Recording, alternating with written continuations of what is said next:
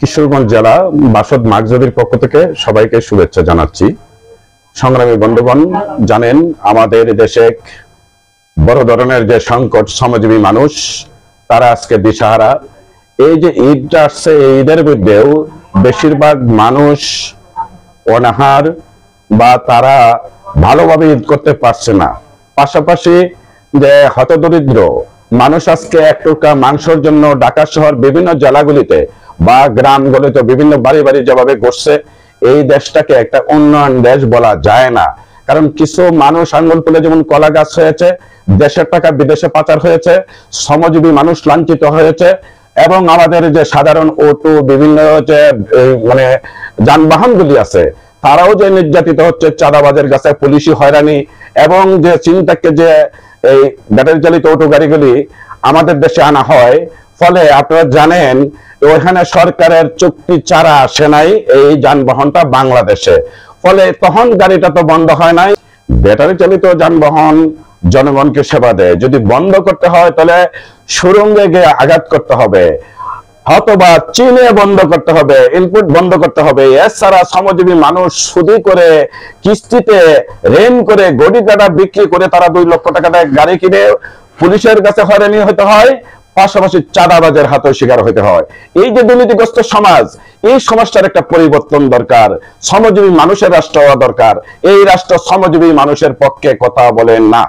আমরা মনে করি যে এই শ্রমজীবী মানুষ, আপনারা জানেন গত কিছুদিন আগে যে গার্মেন্টস গুলি সরকার ঘোষণা দিচ্ছে 12,500 টাকা, তারপরে দেখলাম কি অনেকগুলি ফ্যাক্টরিতে 12,500 টাকা তো দেই না, ফলে সরকার কোনো খোঁজখবর নেয় না। এই যে ঈদটা গেল, অনেক মিল ফ্যাক্টরিতে বেতন বোনাস দেওয়া হয় নাই, এটাও নিন্দাজনক বিষয়।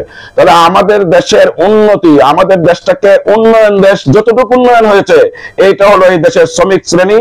আবার কৃষকের বেলায় যদি আমরা ধরি, এই কৃষক 18 কোটি মানুষের খাদ্য তৈরি করে, ফলে এই কৃষক রোদ্রে ফসল তৈরি করে, বৃষ্টিতে ভিজে তারা ফসল তৈরি করে। আমাদের রেডি বলবেন তো, আমাদের যে কৃষক 18 কোটি মানুষের খাদ্য উৎপাদন করে মেঘে ভিজে এবং রৌদ্রে পিঠ পরে, এই কৃষক এই দেশটাকে বাঁচায় রাখে। অথচ এই কৃষকের কোনো পেনশন নাই। কৃষক যেমন বেচতে গেলে ঠগে, কিনতে গেলেও ঠগে। আমাদের দেশের সেনাবাহিনীর পেনশন আছে, ল্যাব বিডিআর পুলিশের পেনশন আছে। ফলে আমি ওনাদের বিরোধিতা করছি, জিনিসটা এরকম না। আমি মনে করি ওরাও যেমন দেশের কাজ করে, ঠিক আমাদের দেশের কৃষকও দেশের কাজ করে। যদি পুলিশ বা আর্মি এরা যদি 3 মাস বা 6 মাস আমাদের দেশে লেট লাইট না করে, এতে আমার মনে হয় দেশের ক্ষতি হবে না। কৃষক যদি একদিন মনে করে যে আমার ফসলটা বাজারে একদিন দিব না, তাহলে বাজারে হাহাকার সৃষ্টি হবে। 6 মাস যদি না দেয়, তাহলে আমাদের দেশের জনগণের আগে আমাদের দেশের এমপি মন্ত্রীরা পালাইতে বাধ্য হবে। তাহলে এই দেশের মেরুদণ্ড হলো এই দেশের কৃষক। আবার যে আমরা যে কাপড় চোপড় পরি, এই দেশটাকে যারা সাজায় রাখছে, এটা হলো একমাত্র শ্রমিক। এই শ্রমিকও এই দেশের সম্পদ। অথচ এই শ্রমিক আর কৃষকই লাঞ্ছিত হয়, বঞ্চিত হয়।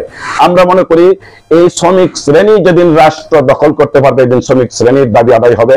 কৃষক তার অধিকার যেদিন বুঝবে, এদিন কৃষকও যেদিন রাষ্ট্র পরিচালনা হবে করতে পারবেন, এদিন কৃষক তার অধিকার বুঝতে পাইব। আজকে যারা রাষ্ট্র পরিচালনা করে, এরা ধনী কোটিপতিদের স্বার্থ রক্ষা করে। এরা যেমন পাকিস্তানি 22 পরিবার একসময় আমাদের দেশকে লুটপাট করতো, ফলে আজকে আমরা আমাদের দেশে 36 পরিবারে পরিণত হয়েছে। এখন কানাডাতে বেগমপাড়া সৃষ্টি হয়েছে, মালয়েশিয়াতে সেকেন্ড হোম তৈরি হয়েছে, এবং দুবাইতেও টাকা পাচার হয়েছে। আপনার সিঙ্গাপুরে 48 জন ধনী, এর মধ্যে আমরা কখনো শুনি 1 নম্বরে, কখনো শুনি 2 নম্বর। 48 জন ধনীর মধ্যে একজন বাংলাদেশি ধনী। এত পরিমাণ টাকা পাচার হয়েছে, আমাদের দেশের গরিব মানুষ, শ্রমিক, কৃষকের রক্ত শোষা টাকা দেশে বিদেশে পাচার হয়েছে। এই লুটেরা, এই লুটেদের এক পরিবর্তন করে শ্রমিক কৃষকের রাষ্ট্র কায়েম যত পর্যন্ত না হবে, এই পর্যন্ত শ্রমিক কৃষকের অধিকার পাবে না। এই জন্য একটা লড়াকু সংগ্রাম দরকার। এর আমাদের বাসদ মাগজাদির পক্ষ থেকে সবাইকে সংগ্রামে শুভেচ্ছা জানিয়ে আমার বক্তব্য শেষ করলাম। সবাই ভালো থাকবেন।